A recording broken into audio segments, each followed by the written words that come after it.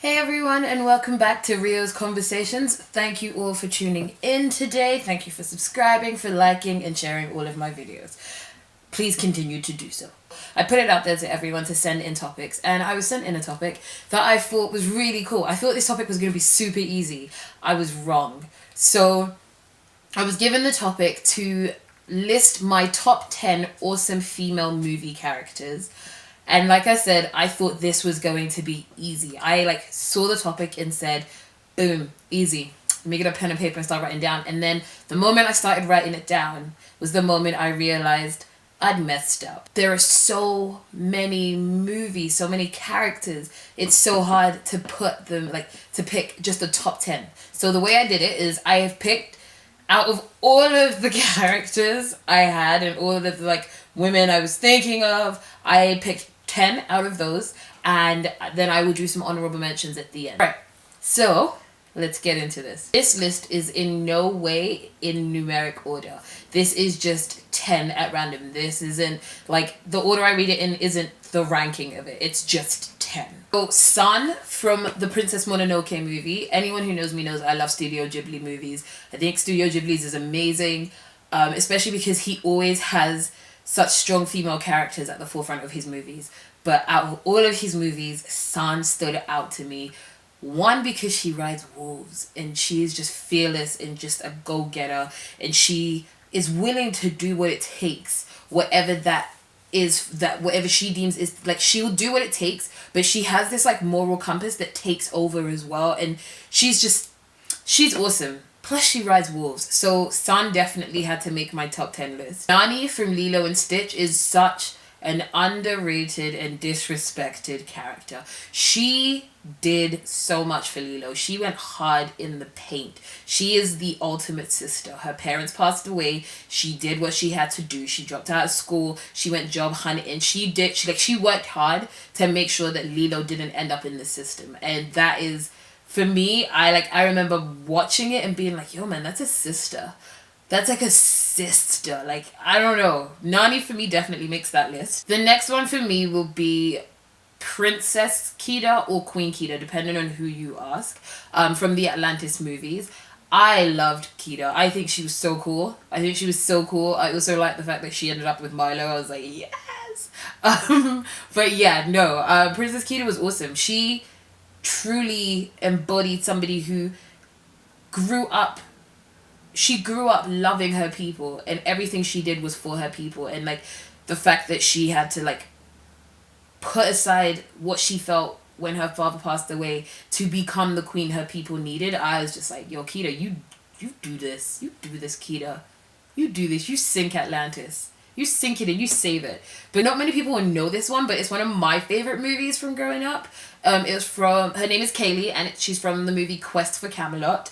Her father was one of King Arthur's knights. If you know, you know I'm super into that stuff. Her father was one of King Arthur's knights, and he was murdered trying to save the king. And she basically grew up without him, but he had always told her when she was younger that she could one day go to Camelot and become a knight of the Round Table. So that's all she strived for, and she actually went ahead and tried to do it and then was shut down, but then fought her way back and ended up saving King Arthur as well. So then became a knight, which for me, I was like, that is epic! You're cool! You're a female knight! I think that's very cool. So Kaylee from Quest for Camelot, if you've never seen it, you should see it. The score of that movie is amazing. Becky O'Shea from Little Giants. If I said Becky O'Shea and you knew exactly who I was talking about, please leave a comment down below, because I was talking to a friend about this movie and she had no clue what this movie was. And I feel like Little Giants was a great movie, and I thought a lot of people saw it, but apparently not as many people as I thought saw it. So if you've ever seen Little Giants and you know who Becky O'Shea is, like this video or comment that you know Becky. Just be like, Becky, I know you. I loved her because she was cool. She was a tomboy. she was a tomboy who had to experience like societal pressures, and throughout the movie you kind of see that. You see her kind of go through her like she's being a tomboy, and then society basically tells her she can't be a tomboy, and like, oh, you're a girl, you've got to do what girls do, which is cheerlead, not play football. And like she through the movie has to process that information herself and come to this understanding that she is who she is, and just because she likes to play football doesn't mean that people are allowed to be like, well, then we can't talk to you because like you're like a girl who plays football. Like, don't be intimidated by my strength. Becky O'Shea, she did that. And Color Purple was one of my favorite movies growing up. It's one of the main movies that I watched that made me realize I actually want to get into acting. I'd read the book from a young age because I thought I'd seen the book and I thought it was like an in-depth story into The Color Purple. I didn't realize what the story was, but then I read it and I became entranced in it, and then I reread it again, and then the movie was out. My mum was like, "Do you want to watch it?" And I remember watching it and being like mind blown by Whoopi's performance and Okosia's performance. If you don't know who Okosia is, she plays Nettie Harris, who is actually on my list. So Nettie Harris is the sister of the lead character, who is Celia Johnson. It's Celia Johnson, but both of them are on my list because they were such powerful characters. Celia Johnson is on my list because her character went through so much. Like, from the beginning of the movie up until just before the end, her character went through, like, the works. Like, yo, I remember watching this movie and thinking to myself, how did Whoopi do this? Like, how? Like, I don't even know if I could pretend that long. Like, to take all of that stuff that they threw at her character. It was a lot. But she was just such a powerful character. She never once gave up. Like, she maintained her strength that lived inside of her, and I just thought that was such a beautiful, she's just such a beautiful character. Nettie Harris, Nettie Harris isn't the name of the actress. Okosia is the name of the actress, but Nettie Harris is the sister from The Color Purple, and I put her on this list because I think she's epic. Like, she almost got raped, ended up having to leave the house, tried to come back to visit her sister, got kicked out, thrown out, had stones thrown at her until she disappeared. Iconic scene. If you've not seen it, YouTube it. It's iconic. Yes, so she basically left, went to better herself, and didn't just better herself and then never go back to see her sister. She bettered herself and then went around and searched for her sister's children to bring them together so she could bring them back to Cecilia's character. And I just... that last scene, I always try and pretend like I'm a strong person, but that last scene of The Color Purple, like, there's a lot of moments in the movie that get you, but that last scene when her children come up to her and she's like, Celia, look, your children. And I'm like, like, mad ugly cries. Like, it's a great movie. Made this because, so it depends on which one you watch, but there are some that depict her and name her Ariadne, and then there are some that name her Ariadne. So it could be either or. But The Borrowers, for me, it was a great book, and then it became a movie, and the movie did such an amazing job. Like, I remember watching the movie and being like, oh my gosh, that's so cool. And I love the fact that, like, Ariadne is such a great character. She isn't afraid. Like, these are like really tiny human beings living inside the houses of humans our size, and they're like this big, and yet she still would be, even after being told like, don't do it, don't go out there, by her parents, she was still like, okay, so we're gonna sneak out tonight. And like, I just thought that was like super cool. I thought she's like such a cool person. Next one is going to be Tauriel, which however you pronounce it, from The Hobbit. Now, she wasn't even in the books. She wasn't even really in the books. Like, she was a character that they decided we're just going to put her in there to try and, like, filibuster the film and just kind of fill out the scenes and stuff like that. And, she was amazing. I should have never screamed, but she was amazing. Like, her character made me forget, like, that she wasn't in The Lord of the Rings. It got to the end of the movie where she's, like, crying over his body, and she's like, why does it hurt?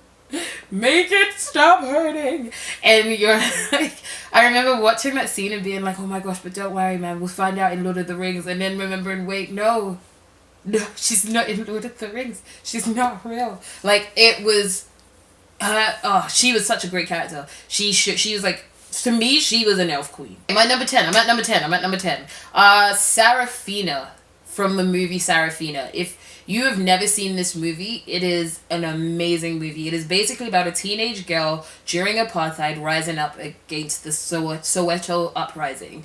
It is, this movie, I remember, my mom let us watch this movie, and it did something to me. Like, it changed my perception about being quiet about certain things and learning what to stand up for and how to stand up for certain things. And because of that, that is why Sarafina made this list. Like, that movie is phenomenal. And her character, like, she deserved an Oscar for that movie. I don't know if it won an Oscar. I should check if it won an Oscar. If you know if it won an Oscar, if you know the movie I'm talking about, Sarafina, and you know if it won an Oscar, let me know. But that movie, she took that character there. She did that. It was great. I love that movie. I can watch that movie over and over again, and that's a lot to say because it's a very intense movie to watch, but I can watch it over and over again and still be like, I need to make a change. I have to be part of a change. Like, it's amazing. Whoopi Goldberg is, funny enough, also in that movie. So, honorable mentions, because there are women who I would have loved to have on the list that I didn't get to have on the list because they didn't make top 10, so I'm doing honorable mentions. Krista from Fern Gully, she was the fairy who was trying to help. Trixie from Speed Racer, Gracie Hart from Miss Congeniality, Lynn and Sue from So Close. If you've not seen that movie, you need to see it. It's epic. Maria from The Sound of Music, Mary Poppins from Mary Poppins because Julie Andrews, why not? Nanny McPhee because Nanny McPhee. Veronica Mars, Carmen Cortez from Spy Kids, Lizzie McGuire because she is Lizzie McGuire and she showed Paolo. She put Paolo in his place. It's Paolo. Sing to me, Paolo. That was great. Who else? Mia Thermopolis from The Princess Diaries. Not a lot of people would agree, but I think she was pretty cool. I think she was a pretty cool character. Lava Girl from Shark Boy and Lava Girl. I've recently watched that again, and I just think she's really cool. I don't know why. I just think she's really cool. Princess Farah from Sinbad and the Eye of the Tiger. That was one of the movies I got to watch as a kid on the weekend, and like, it wasn't a movie that kids were supposed to watch, but it was like a live action old school, and it was just so cool. And she was also like bad butt. Like, she went out and like kicked butt too. Maggie Fitzgerald from $1 Billion Baby. That movie was amazing. Holly Golightly from Breakfast at Tiffany's. Amazing. Loved her. I loved it. My favorite line is, "You can't cage wild animals." Scarlett O'Hara from Oklahoma. No, not Oklahoma. My bad. Scarlett O'Hara from Gone with the Wind. I have watched that movie far too many times, and I mean, like, the original one with overtures. Like, the original has like a break. The original has an overture, an interval, and everything. And like, I've sat through like the whole thing more than once. It is so good. There are so many amazing female actors and characters out there, movie characters out there as well, and they're just also inspiring in their own way. Hollywood is also taking a turn, and so now we have all of these new ones coming up in the works that are now coming out to inspire the future generations and inspire the like girls like us who are already inspired, and I think that's really cool. Thank you all for tuning into the video. I didn't want to make this one too long because I had already subjected you to the last one. So if you tuned in to watch this one, thank you so much. I really do appreciate it. As I said, keep watching, keep liking, subscribing, and sharing with all your friends. Please subscribe and don't forget to hit that notification bell. All my social media handles will be in the bottom as per usual. And remember, if you have a topic you want me to talk about, let me know. Once again, guys, thanks for tuning in, and until our next conversation, I'll see you next time. Bye!